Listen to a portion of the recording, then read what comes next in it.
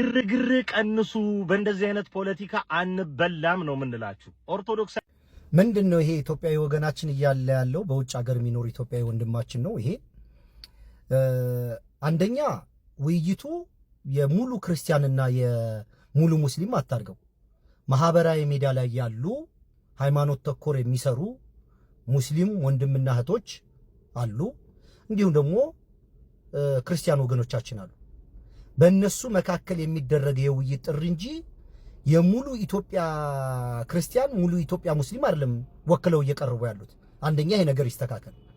ሁለተኛ እኔ በአጭር ጊዜ በሰልምም አንድ ነገር በእርግጠኝነት የምናገረው እኔ ፐርሰናሊ ይቅርታ መሃል ላይ ገባው ፐርሰናሊ እኔ እፎይ እንዲወያይ የምፈልገው ከኢብራሂም ጋር ነው። ፐርሰናሊ አልተሳካልኝም። እንግዲህ ኢምራንና ኡሱ ተብለው ነበር። አሁን ደግሞ እፎይ የምፈልገው ከኡሱ ጋር ብቻ ነው ብሏል። አዎ አንድ ተወያይ ከሚፈልገው ሰው ጋር ነው መወያየት ያለበት።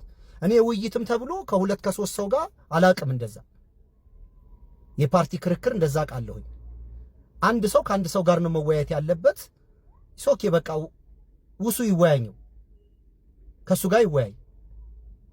ግን በግራ በቀኝ በዚህ በማህበራዊ ሚዲያ ላይ ያላችሁ ሙስሊሞች ወይም ክርስቲያኖች ልጆቹ እንዳይገናኙ እንደ ሰይዱ አይነት ግርግር አትፍጠሩ። አሁን እዚህ ማህበራዊ ሚዲያ ላይ ያላችሁ ሙስሊሞችም ክርስቲያኖችም የሌላ ሃይማኖት ተከታዮች ሁለቱ ሰዎች ለውይይት እንዲቀርቡ ነው መገፋፋት ያለባችሁ እንጂ ሪዝን እየፈጠሩ ለመሸሽ መሞከር ተገቢ አይደለም። እኔ አንድ ነገር እርግጠኛ ሆኜ የምናገረው እፎይ ጋር መወያየት የሚፈራ ሙስሊም አለ ብዬ አላምንም። እኔ በግሌ በጭራሽ በግሌ አላምንም። በምንም ታሪክ እፎይን የሚፈራ ሙስሊም አለ። ግን ግርግር ፈጥሮ ልጁ የእውቀት እጥረት ካለበት ለመወያየት ሊፈራ ይችላል። እና እንትን ልክ ሙስሊሞች በሙሉ ፖለቲካ አትስሩ እንደዚህ ምናምን ከናንተ የተሻለ ምናምን አይባልም። አትሊስት ውጭ ሀገር ነው እየኖርክ ያለው። በተሻለ ከተማ ሆነ የተሻለ ሐሳብ አውራ እና ጦርነት አታርገው። የእስላምና የኦርቶዶክስ ጦርነት አታርገው። የክርስቲያንና የእስላም ጦርነት አታድርገው። ሁለት አንድ ሙስሊምና አንድ ክርስቲያን ወገን ማህበራዊ ሚዲያ ላይ በንጽጽር የሚሰሩ በእስልምናና በክርስትና ጉዳይ ላይ ሊወያዩ ነው። 4 ነጥብ። የሙሉ የኢትዮጵያ ክርስቲያን ወኪል አታርገው። እፎይ እዚህ ማህበራዊ ሚዲያ ላይ ያሉ ክርስቲያኖች የሚወዱታሉ የሚቃወሙታሉ። እና መሰልጠን አለብን።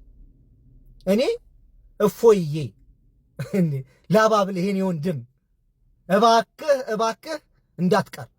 በቃ ምንም ታሪክ ቢፈጠር ይሄ ድልህን አሳልፈ መስጠት የለብህም። በቃ እኛ ያለንበትን ህገወጥ አካሄድ በጨለማ ናችሁ ነው አይደል የምትለን? በጨለማ መኖራችንን አሳየን። በቃ ዛሬ ጓክተን ነው የምንጠብቀህ። አትሂድብን ናልን። በቃ አባብለንም ቢሆን ቄጠማ ጎዝጉዘንም ቢሆን እኔ በቃ እዚህ ማህበራዊ ሚዲያ ያሉትን ወንድሞችን ወክዬ ላውራ ናልን። እንፈልጋለን። አንተ እኛ ጋር ተወያይ እና የሰይዶና የዚህ የጆኒ አይነት ድብድብ አታርጉት። ሐሳብ ነው የሚወራው እዚህ። ከዛ ሐሳቡን የሚገዛለ ሐሳቡን የሚተዋለ። በቃ በግራ በቀኝ ያላችሁት ሙስሊሞችም ክርስቲያኖችም እዚህ ማህበራዊ ሚዲያ ላይ ያላችሁት መሳደብ አቁሙ። ይሄ የአርሰናልና የማንቸስተር ጨዋታ አይደለም። ሐሳብ ነው የሚወያዩት። ፉከራ ድብድብ ሳይሆን ሁለቱ ቀርበው ጤነኛ በሆነ መንገድ ይወያዩ። እኔ እንደውም አወያዩን ነው የምፈራው ነገር እንዳታበላሽ ብዬ እና ተገቢ አይደለም እንዲህ አይነት ፖለቲካ ምናምን የሚባል ነገር የለም። እፎይዬ በቃ መምጣት አለብህ። ካልመጣ አስቸጋሪ ነገር ነው። በቃ መምጣት አለብህ። እድልህን ተጠቀም። እንሰማሃለን ተብለሃል እና እድልህን ተጠቀም። እናውራ ደግሞ እርግጠኛ ነኝ ነገ ከነገ ወዲያ ደግሞ ዛሬ ከሁሱ ጋር ተወያይ፣ ችግር የለውም። ከኢብራሂም ጋር ደግሞ ብትወያይ ደስ ይለኛል። እኔ ፐርሰናል እኔ እንዳንድ ሙስሊም ማንም ሰው ከኢብራሂም ወይም ከዋሂድ ወይም ከፒኬ ጋር እንድወያይ ደስ ይለኛል ፐርሰናል። በቃ ከነዚህ ሰዎች ጋር መወያየት አለብህ። ከኔም ጋር አንድ ቀን አይቀርም። አሰላሙ አለይኩም።